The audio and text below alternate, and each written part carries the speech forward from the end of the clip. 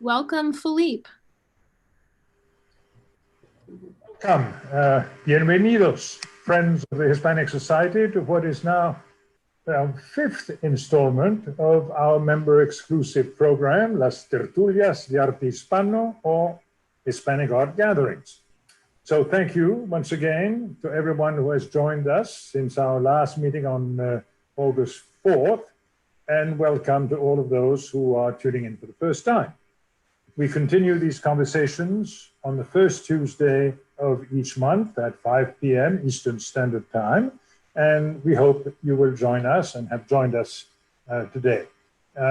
Today I have the pleasure of speaking with Hispanic Society's Assistant Curator of Manuscripts and Rare Books, Vanessa Pintado. Ms. Pintado has been working at the Hispanic Society for almost 12 years, before which she worked at the Morgan Library and Museum. She has degrees from Baruch College, advanced degrees from Hunter College, CUNY in Spanish literature, and from CCNY as well. Her main focus of study has been an early copy of one of the great classics of Spanish literature, La Celestina, which was printed in Burgos in 1499. Ms. Pintado has presented papers about her research in several conferences in San Francisco, Mexico, Buenos Aires, and before starting to work at the Hispanic Society, and she has continued. After Vanessa's discussion, as we usually do it, we will have a conversation, all of us together, about her talk, and I invite you, our members and supporters, to join us by submitting your questions in the comments section. You may, by the way, submit your questions at any point during the conference, and Christina Aldridge and Alex Campos, who are with us, will communicate these questions to us for our answers. So, Ms. Pintado, thank you for being with us. Vanessa will speak primarily to the bibliophilic aspects of the Hispanic Society's remarkable copy of this book, which was originally called The Tragic Comedy of Calisto and Melibea. And I just wonder if the amorous nature of the book is such that the author might have been thinking of Ovid, whose Metamorphoses were so popular at the time, and as you may know, where actually Titian was commissioned by Philippe II to paint a number of them, and whether he's actually winking back at Ovid by turning the female Calisto, as in Calisto and Diana, into Calisto, a male protagonist in this book. In any event, who knows? Maybe Vanessa knows, but in any event, it's time now for your presentation. And occasionally, Vanessa, I may interrupt to ask a question or two. Yes. Go ahead. Okay. Thank you very much, Philippe. And good afternoon, everybody, to our members attending our tertulia. It is a pleasure to be here talking briefly about our library and about one of my favorite books in the library, the Celestina of Burgos, printed in 1499. First, I want to say a few words about the library and the collection. I have said in the past, it is really a treasure trove of books and manuscripts. It can be compared to many European libraries and even libraries in the Americas. We have around 250 manuscripts, which include documents, letters, and maps. These range from the 11th century to the 20th century. We also have 30,000 books printed before 1830, and some of those 250 are incunables, which were printed before 1500. There's also a modern research library that has about 300,000 volumes that include periodicals and documents. Some of our collection is so rare that we have people writing from different parts of the world because they cannot find another copy of the book they're looking for, and we have it. Um, so I really feel very fortunate to work at the Hispanic Society Library, and especially to work with Celestina. I must say that if you want to do some serious work in Celestina, you should come to our library. We have a great collection of early printed Celestinas, Tragicomedia or Celestina, just the Comedia from 1499.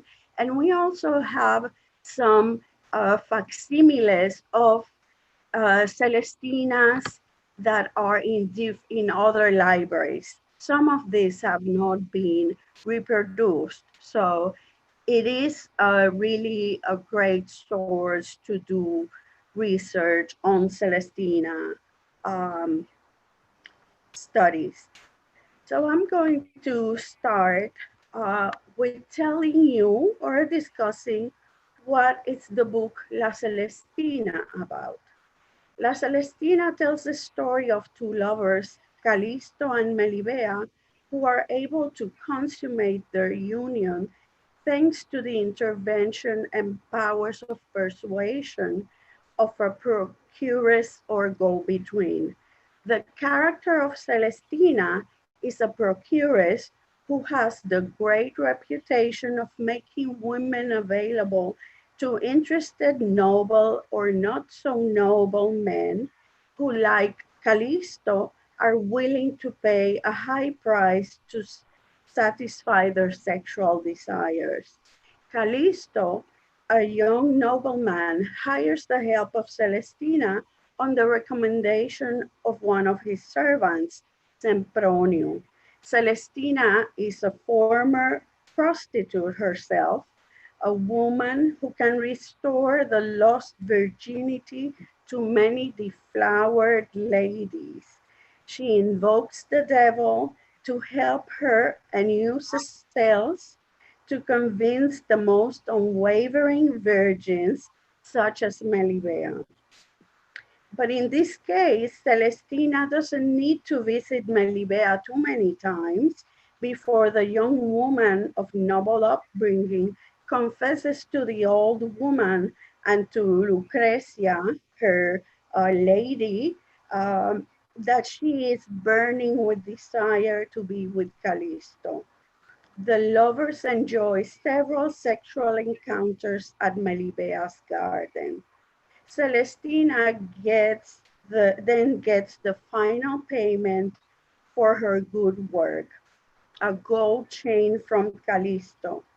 But since the old lady didn't want to share her gold chain with her accomplices, Sempronio and Parmeno, um, they stab her to death.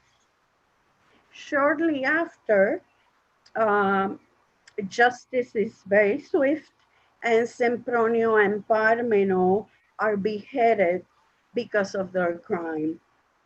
The play ends with Callisto's death when he falls from a ladder as he is leaving Melibea's garden one night. And Melibea, after giving a long monologue on her short life and the pleasure she enjoyed with Callisto, commits suicide by throwing herself from a tower. um, Actually, this is one of the earliest works where we see a woman committing suicide, and I think it is significant also later on. probably when we talk about the title and the changes, we can talk about a little bit about Comedia and Tragicomedia. And I think that, yes, the author was thinking not only of Ovid, but many other classical authors, including Terence and Plauto, um, of which I don't know too much, actually, just the Metamorphoses I read.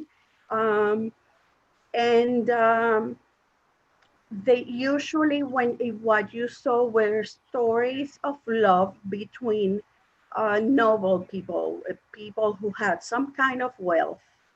And usually there would be a parent, a father, who would be there looking for taking care of the daughter and protecting her from any dangers, which this doesn't happen in the Celestina, unfortunately. The father at the end gives a lament, and he just didn't know his daughter and could not uh, protect her from these desires that she had, and from the idea that she couldn't leave, go on without her lover. Now that we know the story, I would like to touch in general terms the complex editorial history of La Celestina. The earliest printed copies which survive are in 16 acts. Comedia de Calisto y Melibea, published in Burgos in 1499 by Fadrique de Basilea, Friedrich Biel, his original name. One Comedia printed in Toledo in 1500 by Pedro Hagenbach or his successor, and another Comedia printed in Seville in 1501 by Stanislao Polono. The three Comedias survive in unique copies, and all three are located outside of Spain. I would like also to comment on some findings and data that most scholars of La Celestina are now agreeing with after more than 100 years of research. I want to discuss a few of them before I present my slides. And there was actually a publication of La Celestina. It was a critical edition done in Barcelona. The publisher was Critica in 2000. I think it was the year 2000. And this is actually very important. It's when finally they put in the author, they put Fernando de Rojas y el antiguo autor.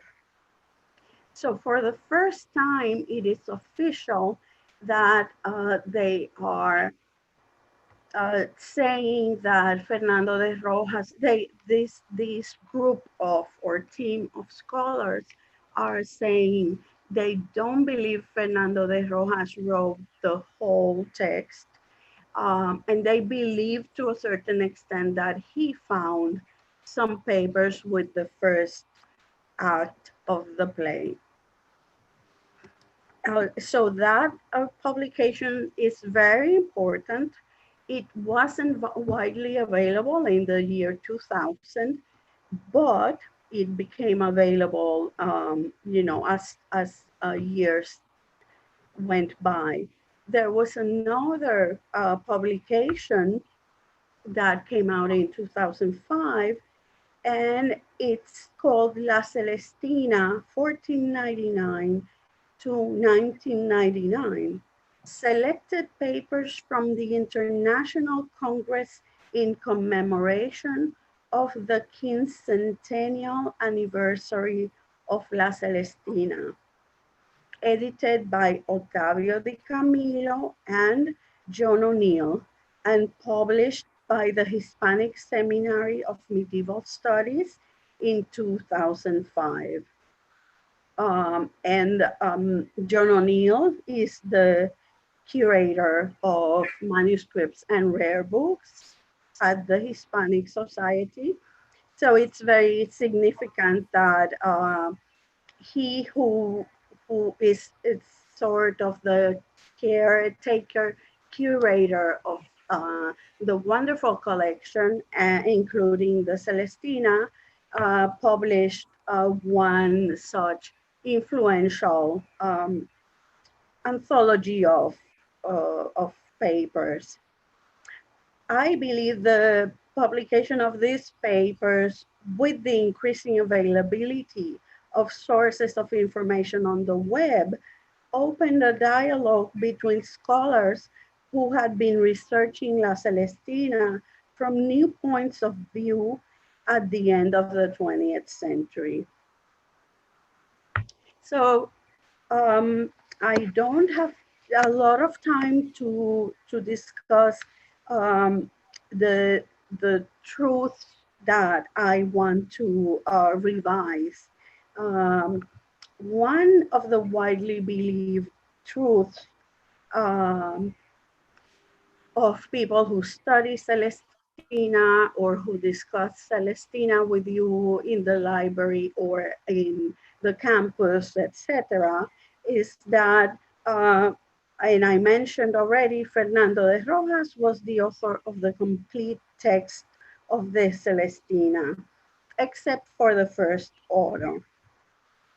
I can point out all the theories here, but many scholars believe he found Rojasis found the first auto, which means act, already written, and he gave this auto an ending and continued the rest of the work and finished it working alone. Others proposed Rojas wrote or finished the play with the help from a group of peers at the university. To many critics, there is no definitive evidence as to Rojas writing La Celestina. As you can imagine, this is very controversial. There are a few contemporaries of Rojas who refer to him um, as Fernando de Rojas from La Puebla de Montalbán, who became alcalde de Talavera, a city in the province of Toledo. And they mention him as they refer to him as the author of La Celestina. Um, but there is a will, there is a list of books, and actually several people have studied this will and the list of books, and there's only one copy of a book that it's called Libro de Calisto. This it's a different version of the title that was published by one of the German printers, Kronberger. Um, and it is not exactly, it's not the Comedia and it's not the Tragicomedia. So this alone is not proof that he wrote this book. He could have, I believe Celestina was very popular, and that might be why we don't have so many copies left from the earlier editions. But we think that Fernando de Rojas doesn't have, this Fernando de Rojas doesn't have in his library enough books that would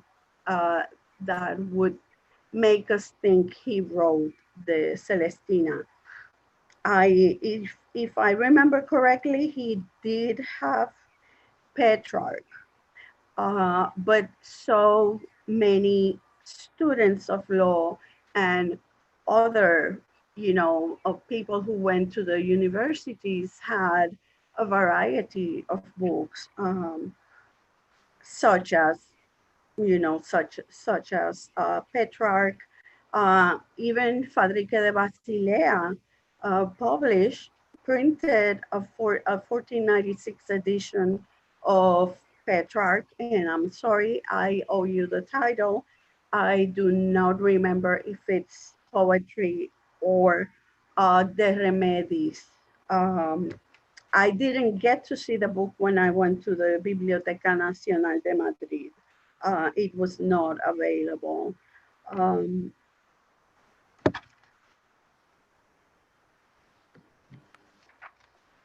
so what many of the researchers say now is that there are, many men who had the same name, Fernando de Rojas, and many of them were students of law or practicing law. Um, and there is a specific professor who gave a paper in Argentina, 2017. His name is Jose Luis Canet, and he's from the University of Valencia. And he did say at the end that day that he had found at least 7 Fernando de Rojas.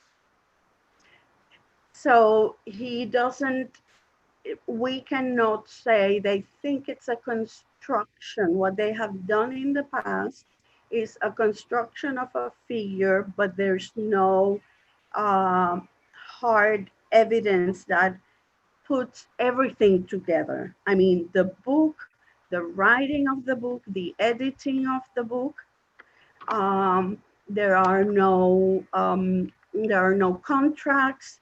There's nobody talking about the writing of the book. And of course, there is not. It was so long ago, right? It was in the 1490s, probably. But there's so many questions we have because we don't have an earlier edition than the Celestina of Burgos. So another fact that has been taken for granted. Vanessa, Yes. I think it may be time for you to show us what the book looks like. Yes, sure. Thank you for background, but I think we're going to lose time. Yes. Thank you, please. um, so we first we hear about the Celestina of Burgos by when it's put on sale by the Biblioteca Heberiana. This was the catalog of the library of Richard Heber, and he had passed away. And there was a humongous collection of books. He was a very well-known book collector in England. He had the Celestina of Burgos in his library, and here is the description, very short actually, and two things. The Celestina, the people who prepare the catalog called it Tragicomedia di Calisto e Melibea. And they described the book and described that it was in a green binding. It was a green Morocco binding with joints. They didn't describe anything else about the book. In 1860, many years after, Jacques Charles Brunet describes the book in his famous manual. And here it is, he goes more deeper into a description. but it's still called Tragicomedia de Calisto and Melibea. I think this is what they had, you know, what they had access to. So they compared the Burgos edition, which is lacking the title page, and they assumed it was the Tragicomedia. But Brunet goes further to say that this copy that he's looking at from 1499 is the 16-act work. It is different from the one who has 21 acts, where the text has been expanded. And he also describes what he sees and describes the last leaf with the printer's device as being transferred or copied into a paper that has the date 1795. This is all important because now I'm going to show you the binding, the actual binding of the Celestina of Burgos. This is the binding. This is the book that we have in the Hispanic Society inside the vault. Okay, so it's a brown binding, Morocco, brown Morocco, gilt tooled, and with a supra libros of Bibliothèque de Melo, one of the owners. This is the inside of the binding, as you can see, very elaborate. I interpreted it as the book being important. Whomever paid Chambol Duru to make this binding was, you know, really, really loved this book. And this is the signature of the binder, Chambol Duru, 1869. So this green binding that was referred to in the catalogs that we saw before, and many more that I didn't include because we have no time, talk about a different binding. So in 1869, Chambol Duru rebinds this book. Someone comes and goes to Chambol Duru in Paris and asks for the book to be rebound. So I wanted to show, I already have spoken about this somewhere else, that usually we have some evidence to back the things that we like to say about early printed books and manuscripts when we are doing research on them.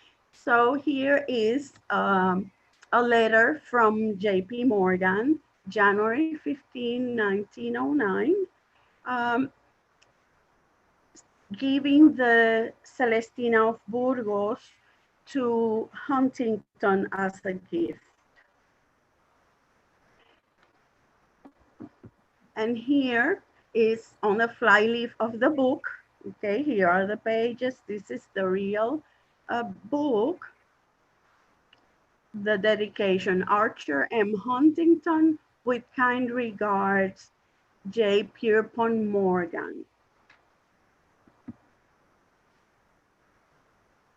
So this book is not really out very often. So I decided to show the first leaf, the first extant leaf. And that it's called this way because the title page, as I said, is lost.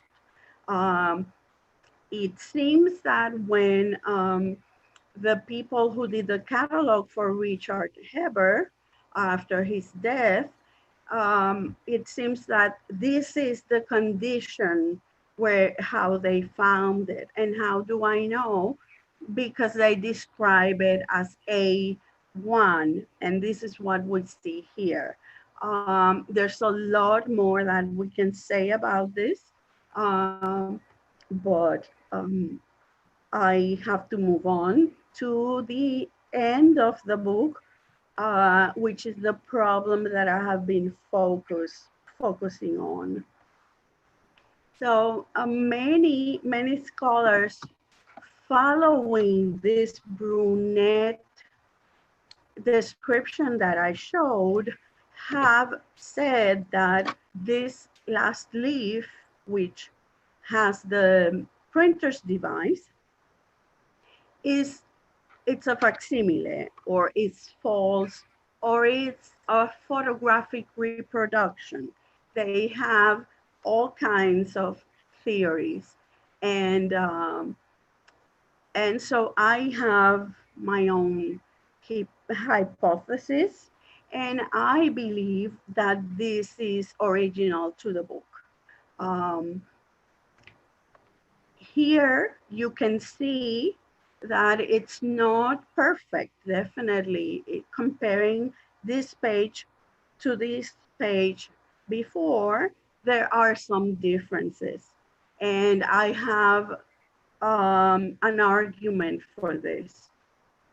One of the big problems, and maybe the first problem I found, and why this is why I started researching the problem, is that I read the description, and Brunette says that this leaf is transferred into a paper that says 1795.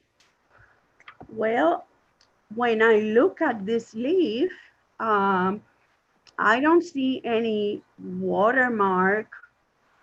And on this side first, I don't see any watermark that says 1749.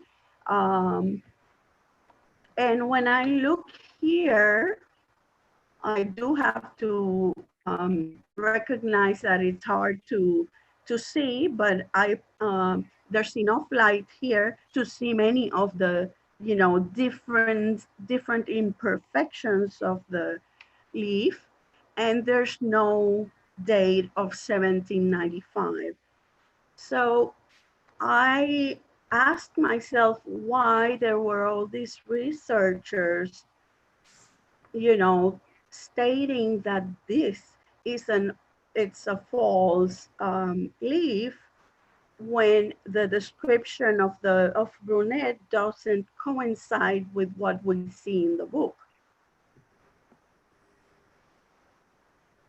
And I believe first, one of the reasons is that people do not come to see the original.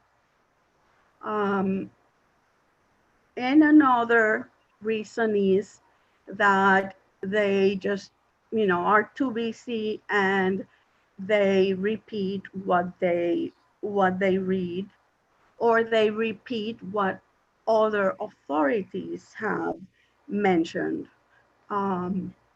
So I have said to many of these researchers that they should come and look at the book. I also have other arguments. I have other examples.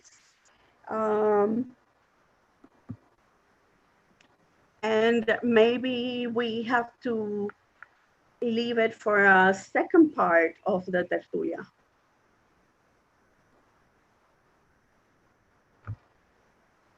Well, that's a lot of detective work that you go through in the world of bibliophiles and the authenticity of books. And the Celestina, obviously a particularly interesting example. Aside from the authenticity, the date, and so forth of the book, I would like to ask, since you referred to the sexual encounters, and we know that the Celestina is a rather racy book, It's as famous in Spain as Don Quixote or Lazarillo de Tormes, which I did in school. At what grade, more or less, do they start studying La Celestina? In what grade school do you think that? I'm sorry, I couldn't hear the last thing. How old are the students who read the Celestina in school in Spain? Okay, yes. They are usually from high school. Uh-huh. High school. Even in Spain, they the high school there, it's called Instituto, and they are around 16 years old. There could be some that are younger.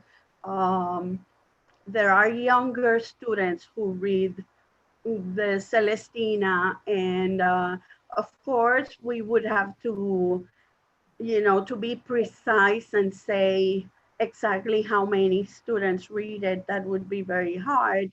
And I would say that not everybody reads it, but if they don't read the whole work, they would read selections from it, like they do with Don Quixote or, Lazarillo.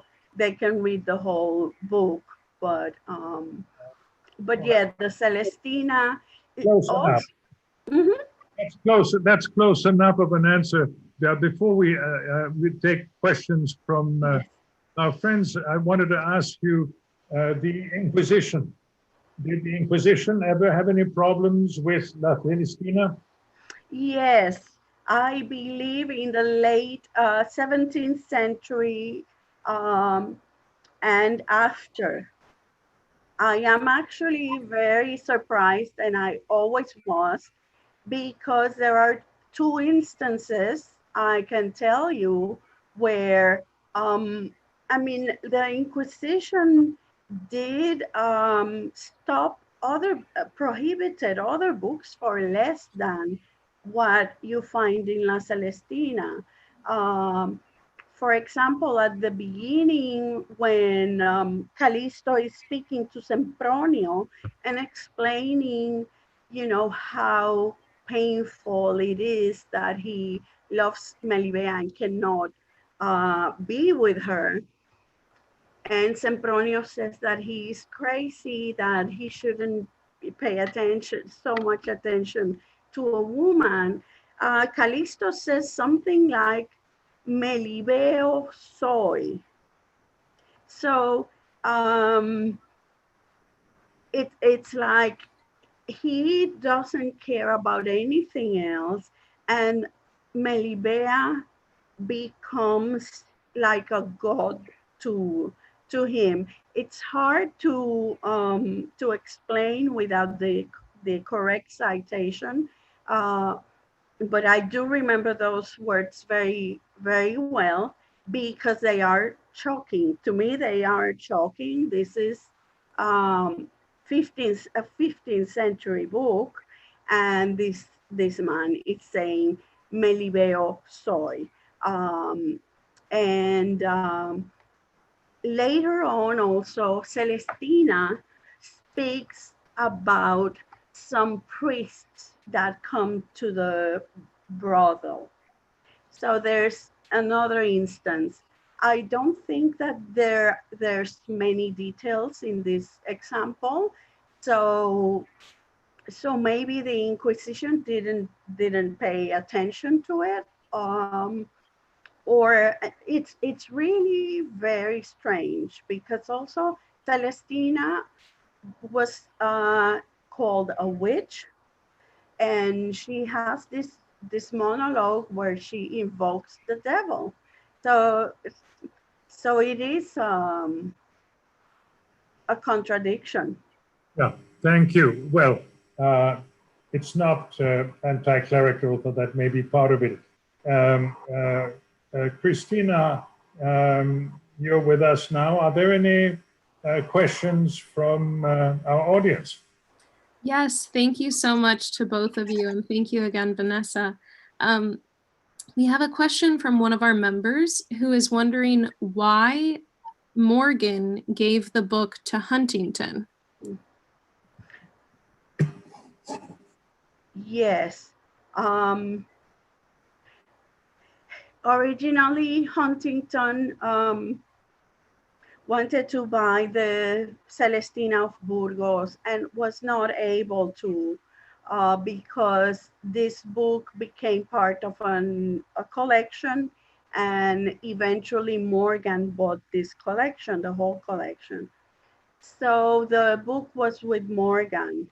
Luckily, someone in England already had spoken to Morgan, and they were interested in looking at this wonderful, nobody knew about this, and nobody had seen this Burgos edition. So everybody wanted to see it, and especially Huntington. Huntington had been publishing facsimiles. He has a facsimile of El Quijote, also of Tirantlo Blanc, and many others. So he was interested in publishing a facsimile of the Celestina of Burgos, and he did speak to Morgan and asked to borrow the Celestina. He borrowed it. They finished the facsimile, and Huntington dedicates the facsimile to J.P. Morgan. So Morgan, I think, realized, because he knew very well who Huntington was. They were businessmen who had dealings, daily probably, and so he realized that Huntington loved this book and wanted to have it for his wonderful collection of Spanish literature and culture. Um, and he gave it to Huntington. That's what it says in the letter, that Pierpont Morgan believed it would be a great addition to Huntington's collection, and I believe this was the best thing that Morgan could have done with the Celestina of Burgos. Very generous. Thank you, Vanessa. We have one more question from a member asking, what was the life of La Celestina outside of Spain and elsewhere in Europe, for example? And was the work known and performed in the Americas? Yes, it was. The life of Celestina um, has been and continues to be a long one. There might have been a time when there were no representations in Spain. I do have to say there's a limited representations in Europe, but it was read, and students wrote about the Celestina.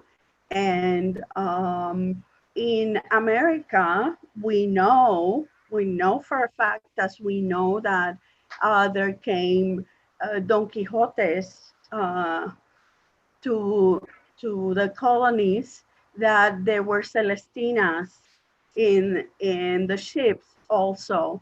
There's a description, a list of books that came to the Americas.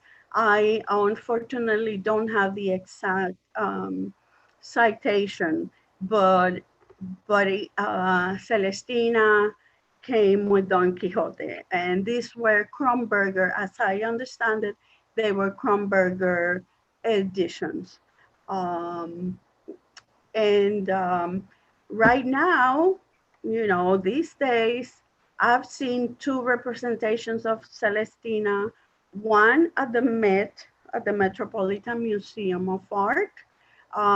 This was a very postmodern, no people, no human representation.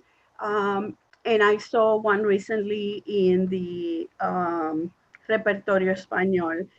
Also, we have a list of Celestinistas where we exchange information, and we have been able to see uh, animes, like cartoons done by students, maybe younger than high school age or high school age. I wouldn't be able to tell for sure.